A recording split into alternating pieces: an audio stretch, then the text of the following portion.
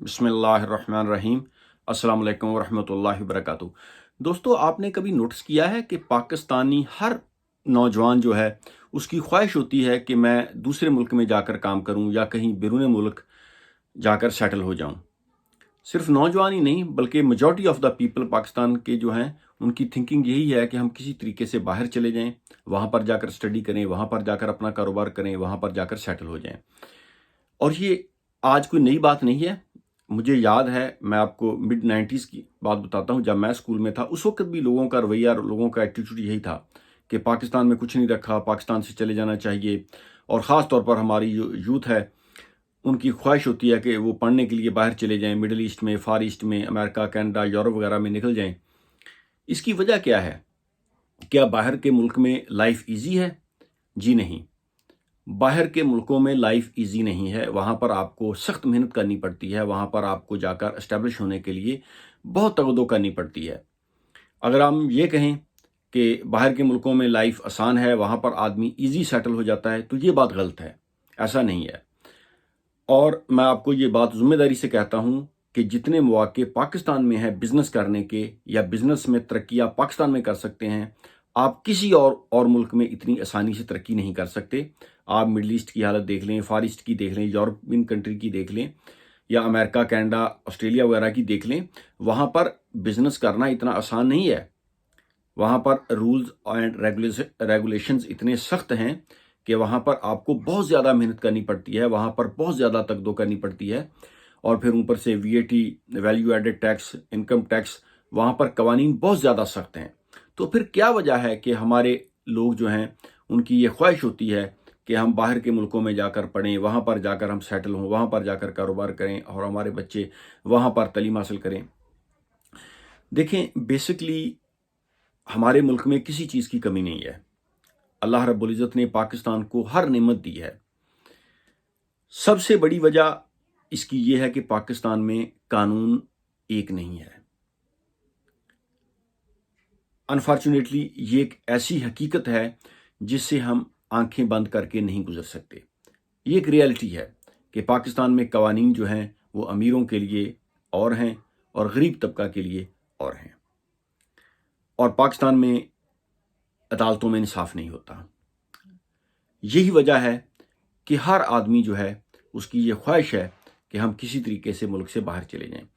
देखें, ये जो यूरोपियन कंट्रीज़ हैं, अमेरिका है, ऑस्ट्रेलिया, कनाडा वगैरह है, ये कोई इस्लामी हुकूमतें तो नहीं हैं। फिर मुस्लिम कंट्री से लोग क्यों भागते हैं यूरोपियन कंट्रीज़ की तरफ? रेसिज्म इधर भी है, जराइम इधर भी होते हैं, लेकिन यहाँ पर कानून सबके लिए एक है। आप पुलिस को कॉल करते हैं, वो आपसे आपका मज़हब नहीं पूछते, आपकी ज़ात बरादरी नहीं पूछते, वो ये नहीं पूछते कि आपका किसी एमएनए एमपीए के साथ ताल्लुक़ है, वो ये नहीं पूछते कि आपके पास पैसा है, वो ये नहीं पूछते कि आपकी बैकग्राउंड किस कंट्री से है। वो ये देखते हैं कि आप इंसान हैं, आपने पुलिस को मदद के लिए बुलाया है। वो हर मुमकिन कोशिश करते हैं कि आपकी हेल्प करें। आप किसी हॉस्पिटल में जाते हैं, वो आपसे आपका मज़हब नहीं पूछते, आपकी रंग, नस्ल, ज़बान नहीं पूछते। वो ये नहीं पूछते कि तुम्हारे आबा अजदाद जो हैं ये पाकिस्तानी हैं, इंडियन हैं, बांग्लादेशी हैं, नेपाली हैं, बंगाली हैं, किस मुल्क से हैं। वो देखते हैं कि आप आए, वो आपको ट्रीटमेंट देते हैं। इसी तरह आप किसी अदालत में चले जाएं, किसी बैंक में चले जाएं, वो आपसे आपकी ज़ात बरादरी, आपका मज़हब, आपकी रंग, नस्ल, ज़बान नहीं देखते। वो इक्वल आपको देखते हैं। अब ये तालीम किसकी है? बेसिकली तो ये तालीम इस्लाम की है ना। हज़रत सैयदना उमर रज़ी अल्लाह ताला अन्हु के दौरे खिलाफत में तकरीबन 23 लाख मुरब्बा मील से ज़्यादा पर मुसलमानों की हुकूमत थी। ज़ाहिर है इतनी बड़ी अजीम शान हुकूमत में गैर मुस्लिम भी रहते थे, तो उलमा इकराम को बताना चाहिए ना कि वो गैर मुस्लिम जो रहते थे वो किस हैसियत से रहते थे, उनके लिए इस्लाम में क्या कवानीन थे। क्या उनको कामकाज की इजाज़त थी? क्या उनको इल्म हासिल करने की इजाज़त थी? क्या उनको इंसाफ मिलता था? इन सवालों के जवाब उलमा किराम को देने चाहिए। صحابی رسول حضرت سیدنا امیر معاویہ رضی اللہ تعالی عنہ کے دور حکومت میں تقریباً 64 لاکھ مربع میل رقبے پر مسلمانوں کی حکومت قائم تھی۔ ظاہر ہے اتنی وسیع و عریض حکومت میں غیر مسلم اقلیتیں بھی آباد تھیں، یہودی، عیسائی اور دوسرے مذاہب کے لوگ بھی آباد تھے۔ وہ کس حیثیت سے رہتے تھے؟ کیا ان تمام کو جیلوں میں بند کر کے رکھا ہوا تھا؟ کیا ان کو کام کاج کی اجازت تھی؟ کیا ان کے کچھ رائٹس تھے؟ وہ اپنے میل جول بھی کرتے تھے، اپنی کمیونٹی میں جاتے تھے، وہ اپنی عبادت بھی کرتے تھے، وہ کاروبار بھی کرتے تھے۔ تو علماء کرام کو بتانا چاہیے نا کہ وہ کس حیثیت سے وہاں رہتے تھے۔ یہ ساری چیزیں غیر مسلم کنٹریز نے لے لی ہیں اسلام سے، لیکن ہم مسلمان ہو کر ہم نے یہ چیزیں چھوڑ دی ہیں۔ آج ہمارے ملک میں اقلیتوں کی حالات دیکھیں اور غیر مسلم کنٹریز میں جا کر اقلیتوں کے، غیر مسلم کنٹری جیسے میں آپ کو برطانیہ کی مثال دیتا ہوں، وہاں پر تو مسلمان اقلیت میں ہے نا، وہ مسلمانوں کے ساتھ کیا سلوک کرتے ہیں اور ہمارے ملک میں غیر مسلم اقلیتوں کے ساتھ کیسا سلوک ہوتا ہے، یہ آپ فرق خود دیکھ لیں۔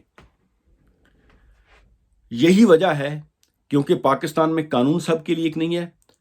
ہر آدمی کی یہ کوشش ہے کہ میں کسی طریقے سے ملک سے باہر نکل جاؤں۔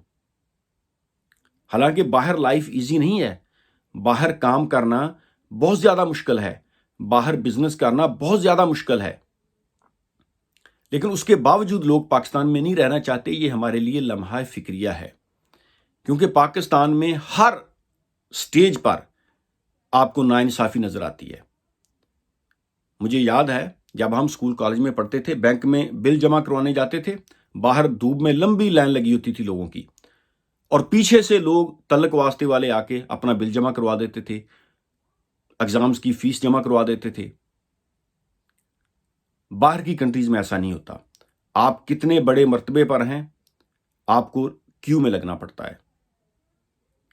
پاکستان میں آپ عدالت میں چلے جائیں، کسی تھانے میں چلے جائیں، بینک میں چلے جائیں، آپ کا تعلق واسطہ ہے، آپ کے پاس پیسہ ہے، آپ کا کام ایزی ہو جائے گا، جلدی ہو جائے گا۔ آپ کے پاس تعلق واسطہ نہیں ہے، آپ غریب ہیں، تو پھر آپ دھکے کھاتے رہیں۔ ہر جگہ پر آپ کو ناانصافی نظر آتی ہے۔ دیکھیں، میں جو پڑھے لکھے لوگ ہیں ان کو دعوت فکر دیتا ہوں، پاکستان میں آپ حکمران چینج کرتے رہیں، اس سے کوئی فرق نہیں پڑتا۔ آپ جتنی مساجد، جتنے مدارس اور ہیں، اتنے اور بنا لیں۔ ٹھیک ہے، نماز پڑھنا، دینی عبادات اسلام میں ہر مسلمان پر فرض ہے، لیکن صرف مساجد، مدارس بنانے سے یا حکمران چینج کرنے سے ہمارے ملک کا نظام ٹھیک نہیں ہوگا۔ ہمارے ملک کا نظام ٹھیک ہوگا جب امیر اور غریب کے لیے قانون ایک ہوگا اور عدالتوں میں فری انصاف ملے گا۔ یہ کر کے دیکھیں، چند ہفتوں، چند مہینوں میں ہمارا ملک جو ہے یہ ٹھیک ہو جائے گا۔ اور جب تک پاکستان میں قانون سب کے لیے ایک نہیں ہو جاتا، امیر اور غریب کے لیے فری عدالتوں میں انصاف نہیں ملتا، آپ 100 سال بھی لگے رہیں، حالات ٹھیک ہونے تو ایک طرف، حالات اور زیادہ خراب ہوں گے، غربت اور زیادہ بڑھے گی، ان امپلائمنٹ اور زیادہ بڑھے گی، جرائم اور زیادہ بڑھیں گے، احساس محرومی لوگوں میں اور زیادہ بڑھے گا، کیونکہ سوسائٹی کو تو یہ اسٹیٹ خود ڈیوائیڈ کر رہی ہے۔ آپ امیر ہیں، آپ کو انصاف مل جائے گا، آپ میڈیم کلاس لوگوں میں آپ کا تعلق ہے، جتنے پیسے دیں گے اس حساب سے آپ کو انصاف ملے گا۔ آپ غریب ہیں، دھکے کھاتے رہیں، کوئی آپ کو کسی کو پرواہ نہیں ہے۔ پاکستان میں آپ نیوز پیپر پڑھتے ہیں، کتنے لوگ ہیں جو بھوک کی وجہ سے وہ خودکشی کر لیتے ہیں، وہ اپنے بچوں کی بھوک برداشت نہیں کر سکتے، بچوں سمیت وہ کسی نہر میں چھلانگ لگا دیتے ہیں یا دریا میں چھلانگ لگا دیتے ہیں۔ کون ذمہ دار ہے اس کا؟ اسٹیٹ ذمہ دار ہے نا۔ جس معاشرے میں 2020 میں قانون سب کے لیے ایک نہ ہو، مجھے بتائیں کیا کوئی دوسرے ملکوں سے آ کر وہاں پر انویسٹمنٹ کرے گا؟ کیا دوسرے ملکوں سے آ کر لوگ یہاں پر رہنا پسند کریں گے؟ آج پاکستان کی حالت دیکھیں، اور یہ آج سے نہیں ہے، جب سے میں دیکھ رہا ہوں، mid 19 سے میں دیکھ رہا ہوں، جب ہم سکول کالج میں پڑھتے تھے اس وقت بھی لوگوں کا ایٹیٹیوڈ یہی تھا۔ جو کوئی پڑھ لکھ گیا اس کی خواہش ہوتی تھی کہ میں یورپ چلا جاؤں، امریکہ، کینیڈا، برطانیہ وغیرہ نکل جاؤں، پاکستان میں کچھ نہیں رکھا۔ اس وقت بھی لوگوں کی یہی حالت تھی، اور آج بھی۔ اور میں یہ بات دیانتداری سے کر رہا ہوں کہ باہر لائف ایزی نہیں ہے، باہر لائف بہت مشکل ہے، لیکن اس کے باوجود کیونکہ ناانصافی ہے اسی لیے لوگ پاکستان میں رہنا پسند نہیں کرتے. یہ حالات اس وقت تک ٹھیک نہیں ہوں گے جب تک فری انصاف لوگوں کو نہیں ملتا اور قانون سب کے لیے ایک نہیں ہو جاتا. Think about it. Thank you very much. اللہ حافظ.